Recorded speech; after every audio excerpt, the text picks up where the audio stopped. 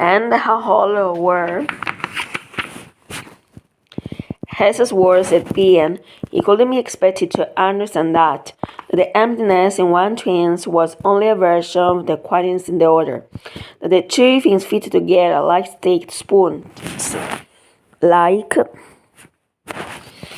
family lover's body. After they were divorced, Rael worked for a few months as a waitress in any restaurant in New York, and then for several years as a night clerk in a bulletproof cabin at a gas station outside Washington, where drunks occasionally vomiting into the money tray and pimps propositioned her with more lucrative job offers. Twice she saw men being shot through their car windows, and once a man who had been stabbed ejected from a moving car with a knife in his back. Then baby Kochama wrote to say that Essa had been re-returned. Rael gave up her job at the gas station and left America greatly, to return to Yemen, to Essa in the rain. In the old house on the hill, baby Kochama sat at the dining table, rubbing the thick, fruity bitterness out of an elderly cucumber. She was wearing a limp, checked seersucker nightgown with puffy sleeves and yellow turmeric stains. Under the table, she swung her tiny manicured feet like a small child or a high chair. They were puffy with oedema, like little foot-shaped cushions. In the old days, whenever anybody visited their large feet, she would ask to try on their slippers and say, "Look how big for me they are." Then she would walk around the house in them, lifting her sari a little so that everybody could marvel at her tiny feet. She worked under the cucumber with a air of barely concealed triumph. She was delighted that Esther had not spoken to Rael, that he had looked at her and walked straight past into the rain, as he did with everyone else. She was 83. Her eyes sparkled like butter behind her big glasses. "I told you, didn't I?" she said to Rahel. "What did you expect? Special treatment? He's lost his mind, I'm telling you. He doesn't recognize people anymore. What did you think? Or else nothing." She could feel the rhythm vessels working and the wetness of rain on his skin. She could hear the rugged scrambled wall inside his head. Baby Kochama looked up at Rael uneasily. Already she regretted having written to her about Esther's return. But then what else could she have done? Had him on her hands for the rest of her life? Why should she? He wasn't a responsibility, or was he? The silence sat between Grand Eyes and baby Grand Horned like a four-person. A stranger, swollen, noxious. Baby Kochama reminded herself to lock her bedroom door at night. She tried to think of something to say. "How did you like my boy?" With her cucumber hand, she touched her new haircut. She left a riveting bitter bulb of cucumber fruit behind. I could think of nothing to say. She watched baby Kochama pierce her cucumber. Yellow delivers cucumber skin her skull like a spoiled fruit. The diet stain on the skin of her forehead, pale gray, giving her a shadowy second line. Rael noticed that she had started wearing makeup, lipstick, kohl, a slight touch of rouge, and because the house was locked and dark, and because she only believed in 40 watch bulbs, her lips smiled a shift slightly off her real mouth. She had lost weight on her face and shoulders, which had turned her from being a round person into a conical person. But sitting on the dining table with enormous hips concealed, she managed to look almost fragile. The dim dining room light had rubbed the wrinkles of her face, leaving it looking in a strange, sunken way younger. She was wearing a lot of jewelry, Rael said, grandmother's jewelry. All of it, winking rings, diamond earrings, gold bangles, and beautiful curved flat gold chain that she touched from time to time, reassuring herself that it was there and it was heirs, like a young bride who couldn't believe her good fortune.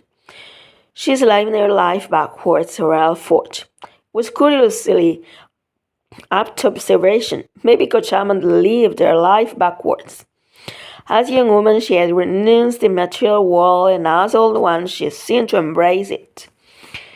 She hugged it, and it knocked her back. When she was 18, baby Coach Hammond fell in love with an handsome young Irish monk, Father Mulligan, who was in Kurzel for a year on deputation from seminary in Madras. He was studying Hindu scriptures in order to be able to understand them intelligently. Every Thursday morning, Father Mulligan came into Yemen to visit baby Coach Hammond's father, Reverend John Hype was a priest of Mar Thoma Church. Reverend Hype was well known in the Christian communities as the man who had been blessed personally by the Patriarch of Antioch, the sovereign head of the Syrian Christian Church, an episode which had become part of Yemen's folklore. In 1876, when Babi Coach Hammond's father was 70 years old, his father taking him to see the parish. The Patriarch was addressing in the westernmost veranda on the Cullinan House in Cochin, seizing his opportunity, his father whispering his young son's ear, and probably little fellow for the future Reverend skidding on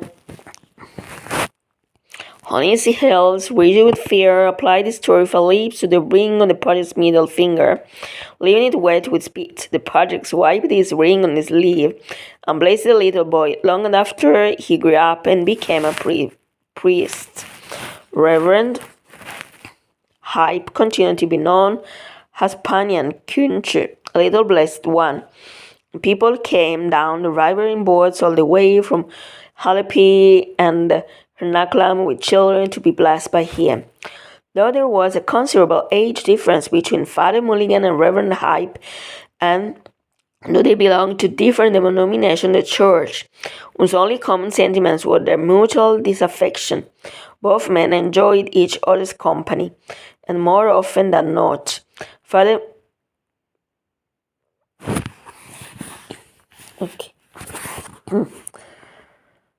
Mulligan would be invited to stay for lunch.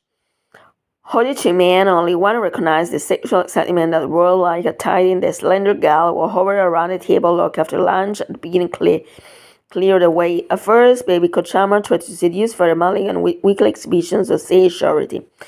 Even Thursday morning, just when Father Mulligan was due to arrive, baby Coach Hammond forced bathed the poor village child at the well with hard red soap that hurt in a protruding ribs. Morning, Father, baby Coach Hammond would call out when she saw him with a smile on her lips, a completely lighted face like greed that she had on thin child's soft, slippery arm. Morning to you, baby, Father Mulligan would say, stopping folding his umbrella. There's something I want to ask you, Father. Baby Coach Hammond would say in 1 Corinthians chapter 10, verse 23, it says, all things are lawful for me, but all things are not expedient. Father, can all things be lawful unto him? I mean, I can understand some things are lawful for him, but Father Mulligan was more than merely flattered by the emotion he aroused in an attractive young girl who stood before him with a trembling, kissable mouth and blazing coal-black eyes. For he was young too, and perhaps not wholly unaware that the sudden explanation with which he dispelled their bogus biblical labs were completely at odds with their thrilling promise he held out in the effulgent emerald eyes. Every Thursday anointed by the merciless midday sun, they will stand there by the well, the young girl, the intrepid Jesuit, both quaking with increasing patience, using the Bible as a ruse to be with each other.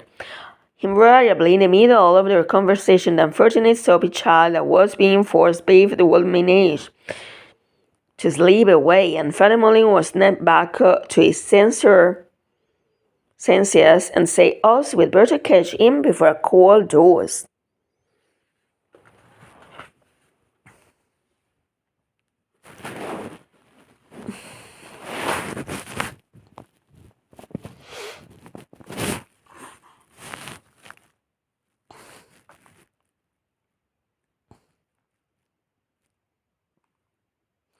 Then he would reopen his umbrella and walk away in chocolate robes and comfortable sandals like a stepping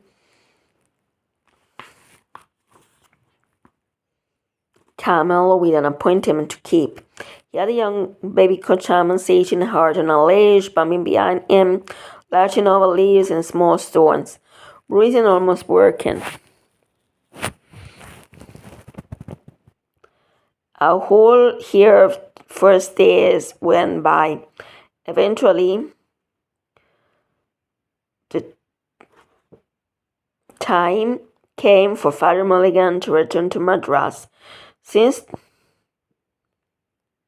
charity had not produced any intangible results, the distraught young baby Kochama invested all their roped in faith, displaying a stubborn single-mindedness which in a young girl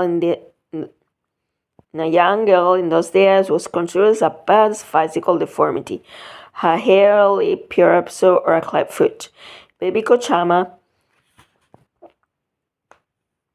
defied her father's wishes and became a Roman Catholic. With the special dispensation from the Vatican, she took her vows and entered a convent in Madras.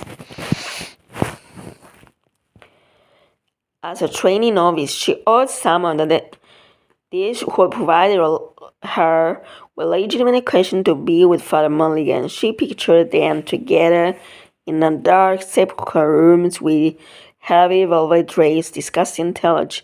That was all she wanted. All she ever dared to hope for.